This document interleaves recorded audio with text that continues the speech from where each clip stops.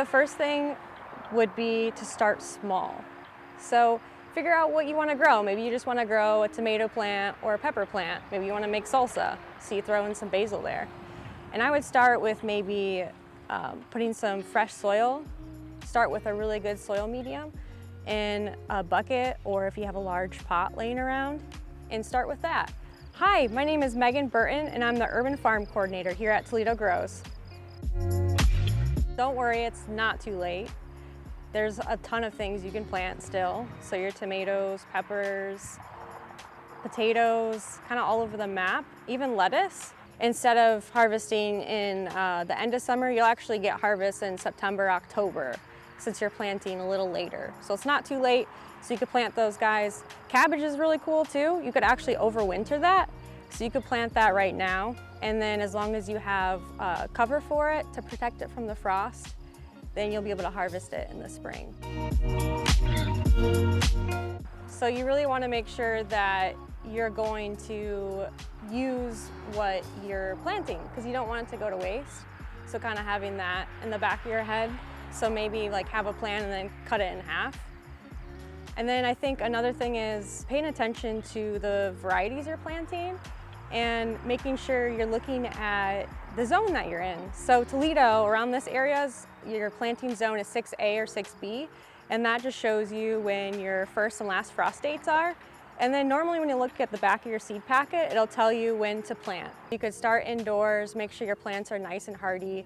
You have that environment that you can control inside your house, and then transplant those small tomatoes or peppers or whatever you want to grow into pots on your balcony. As far as in a shady garden, I would definitely aim for more herbs. And once again, look at the back of your seed packet. It'll actually tell you if it wants full or partial sun. This time of year, it's super hot, right? And it's really intimidating when you get home from work, like, oh, I gotta water the garden.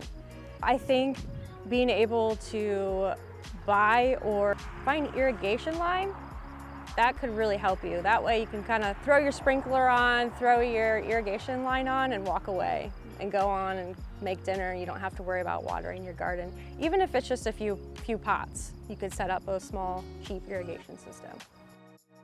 A lot of the time you'll see soaker hose on Amazon, and it looks like a regular hose from a distance, but if you look up close, it actually is almost fabric.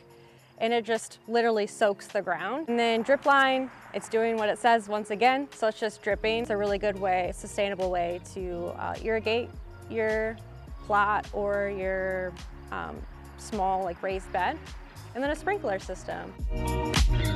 When planning your garden out, even if it's just a tiny little box raised bed, you want to really focus on your planting spacing.